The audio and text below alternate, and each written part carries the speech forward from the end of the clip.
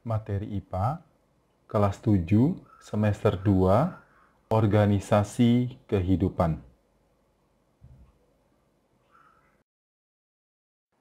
Pertemuan ini kita masih membahas tentang jaringan pada tumbuhan.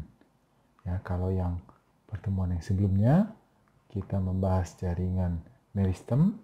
Nah, kali ini kita akan membahas jaringan dewasa. Ya, yuk kita pelajari bersama-sama. Jaringan dewasa. Jaringan dewasa adalah jaringan tumbuhan yang sudah selesai mengalami pertumbuhan. Ya, jadi dia sudah selesai. Nah, pada jaringan dewasa, sel-sel telah berhenti membelah dan telah terbentuk dengan sempurna berdasarkan fungsi-fungsinya. Jadi, jaringan dewasa itu sudah selesai, ya, sudah sempurna dan tidak membelah lagi sel-selnya. Apa ciri-cirinya jaringan dewasa? Tidak adanya aktivitas pembelahan sel, jelas. Dinding sel mengalami penebalan sesuai dengan fungsinya. Nah, kalau tadi jaringan meristem, dinding selnya masih tipis. Ini sudah mengalami penebalan. Ukuran selnya lebih besar dari sel merisematik, jelas. Ya. Sel meristem itu masih membelah-membelah. Ya, terus terdapat ruang antar sel. Ya, ini ciri-ciri jaringan dewasa. Nah, ini adalah gambar dari jaringan dewasa. Ya. Nah, ini gambar dari jaringan pada daun. Nah, kita lihat di sini ya ada epidermis. Ada parenkim. Ya, terus ada kolenkim. Ya, terus ada xilem, ada floem. Ya, nanti kita akan lihat satu persatu. Ya, masing-masing ya itu apa? Ya, dan fungsinya apa? Ya, kita lihat bersama-sama. Ada 4 jenis ya jaringan dewasa. Yang pertama jaringan pelindung, jaringan dasar, jaringan penyokong, dan jaringan pengangkut. Ya, kita akan bahas satu persatu pada slide berikutnya. Yang pertama jaringan pelindung. Jaringan ini disebut juga epidermis. Ya, berada di lapisan terluar dan fungsinya untuk melindungi permukaan tumbuhan. Ya, jadi jaringan pelindung ya. Nah, jaringan pelindung tersusun atas sel-sel yang menutup seluruh permukaan dengan rapat. Ya, jadi rapat ya, jadi tidak bisa masuk ya ke dalam, ya, lebih ke dalam. Jaringan epidermis bisa mencegah penguapan yang berlebihan dengan membentuk lapisan lilin anti air atau disebut juga kutikula. Ya, apa itu? Ya, nanti kita akan lihat pada pembahasan secara tersendiri ya. Nah, ini adalah gambarnya ya. Itu kita lihat jaringan epidermis ya. Epidermis atas, epidermis bawah. Jadi dia memang melindungi ya jaringan-jaringan yang ada di bawahnya. Ya, dia bagian yang terluar ya. Ini gambar jaringan epidermis pada daun ya. Sekarang kita lihat jaringan dasar ya, jaringan yang kedua. Jaringan dasar disebut juga jaringan parenkim. Jaringan inilah yang mengisi ruang antar jaringan. Ya, jaringan parenkim ini. Jaringan ini terdapat di semua bagian tubuh tanaman, di batang, di akar, dan juga di daun. Ya, nah ada yang spesial. Jaringan parenkim pada daun adalah tempat berlangsungnya proses fotosintesis. Ya, proses fotosintesis itu ya proses ya reaksi ya untuk mendapatkan glukosa dari gas CO2 dibantu dengan matahari dan klorofil. Kalau ini adalah gambar dari jaringan parenkim.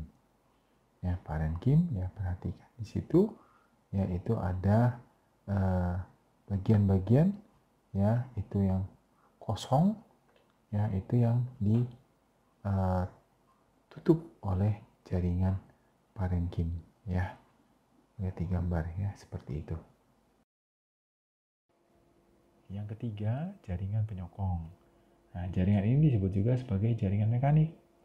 Ya, jaringan penyokong berfungsi menunjang bentuk tumbuhan agar dapat berdiri dengan kokoh dan kuat. Ya, jadi dia semacam menyangga supaya berdirinya kokoh. Ya, jaringan penyokong ada dua jenis. Yang pertama jaringan Colen-Kim, yaitu jaringan yang berfungsi menyokong bagian tumbuhan yang masih muda.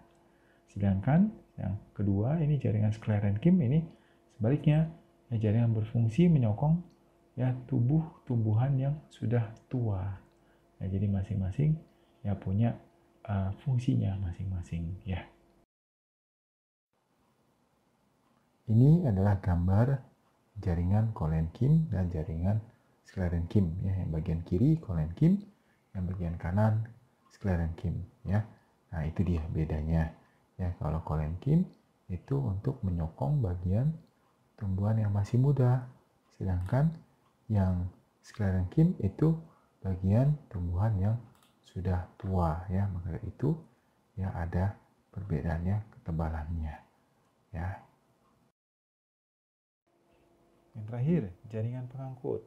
Jaringan berfungsi untuk proses pengangkutan zat-zat yang ada di dalam tumbuhan.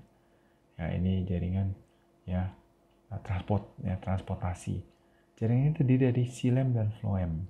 Apa itu xilem? Xilem adalah pembuluh yang mengantarkan hasil air dan mineral dari akar ke daun ya. Jadi dia yang memang menghantarkan ya itu penyerapan air dan mineral dari akar itu sampai ke daun untuk proses fotosintesis.